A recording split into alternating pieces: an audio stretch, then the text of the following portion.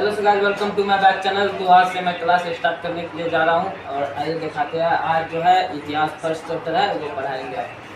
तो ईटे मन के अस्सिया, आज ईटे मन के अस्सिया के बारे में पढ़ेंगे हम।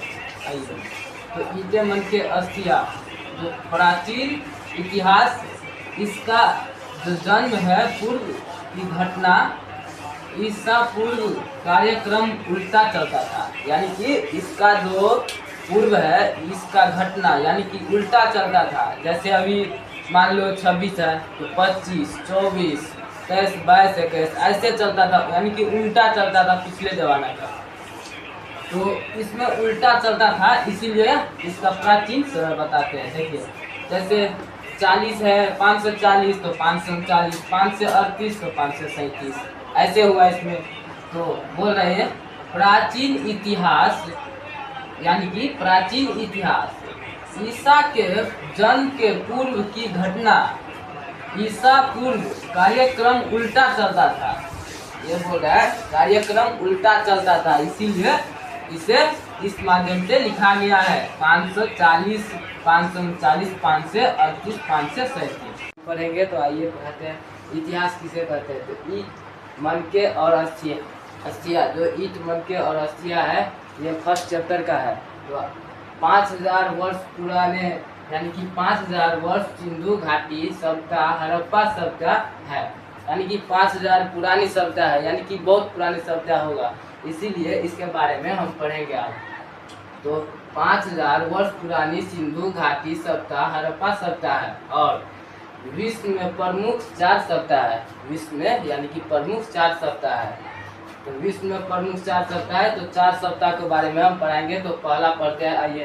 तो मेसोपोटामिया की सभ्यता जो ग्रामीण सभ्यता है, जो कहाँ बसा हुआ है, तो दलजा के फरात पे बसा हुआ है। कहाँ बसा हुआ है पूछेगा अगर, तो मेसोपोटामिया कहाँ बसा हुआ है। तो मेसोपोटामिया का शहर जो बसा हुआ है, जो दलजा के फरात पे बसा हुआ है।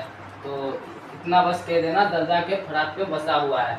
तो मेसोपोटामिया की सभ्यता को जो ग्रामीण सभ्यता, ये भी पूछ सकता है मेसोपोटामिया का सभ्यता कौन सा सभ्यता है, तो कहना ग्रामीण का सभ्यता है। यानी कि ये जो है ग्रामीण सभ्यता है, मेसोपोटामिया सभ्यता ग्रामीण का सभ्यता है।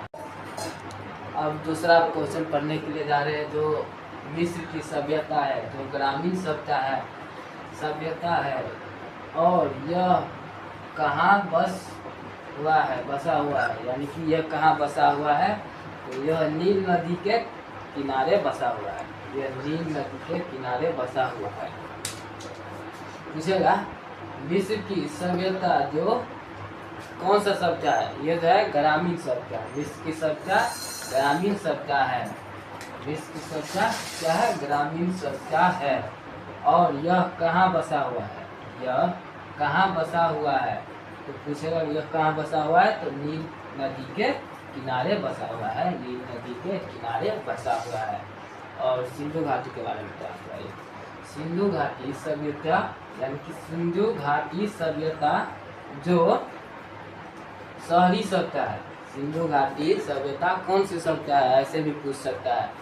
सिंधु घाटी सभ्यता शहरी सभ्यता है। यह कहाँ बसा हुआ है, तो यह कहाँ बसा हुआ है, सिंधु घाटी यानी सिंधु नदी के किनारे बसा हुआ है। पूछेगा यह कहाँ बसा हुआ है, यानी कि सिंधु घाटी कहाँ बसा हुआ है, सिंधु घाटी के किनारे, यानी कि सिंधु नदी के किनारे बसा हुआ है।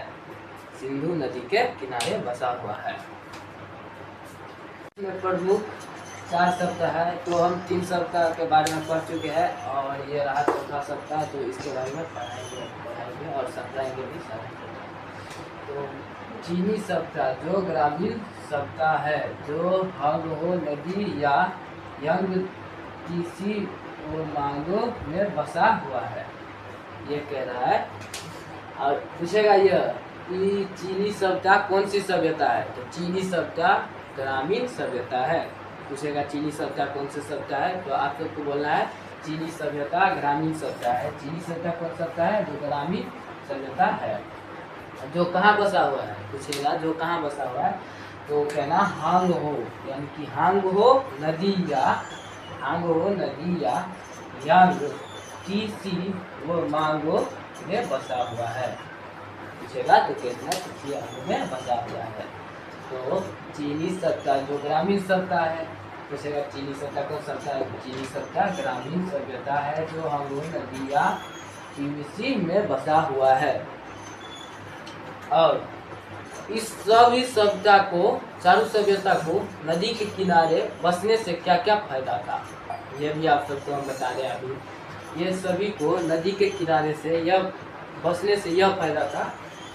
और इस सभी को नदी के किनारे बसने से यह फायदा था कि जैसे अगर कोई भी जीव जंतु, मान लो कि कोई भी जीव तो जंगल में तो शेर रहता है, इसी के तरह कोई भी जीव पानी पीने के लिए कहाँ जाएगा? वो पानी पीने के लिए तो तालाब के पास जाएगा। इसीलिए पानी पीने के लिए वो नदी जाता था।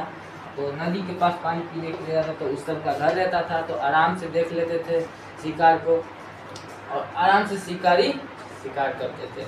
तो इसीलिए जब भी जानवर पानी पीने के लिए आते थे तो शिकार कर लेते थे, जिससे उसे आसान होता था शिकार करने में। और अगर उस सबको भी प्यास लगता तो पानी तो पास ही में है और सिंचाई भी कर सकता था, तो सिंचाई के लिए तो पानी चाहिए ही, तो पानी बगल ही में मिल जाता था सिंचाई करने के लिए।